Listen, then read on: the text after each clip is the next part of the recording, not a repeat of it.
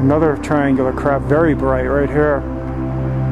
It came in right over, right from the north, and now it's going directly south. Look at that. You can really make out some remarkable structure right there on that craft. Look at that. Awesome.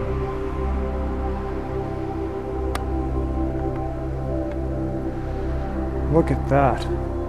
It's going right over the Beth Hillel Jewish cemetery right there.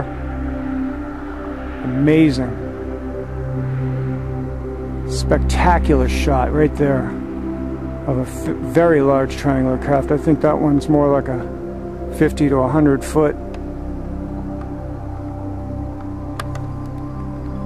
size craft right there.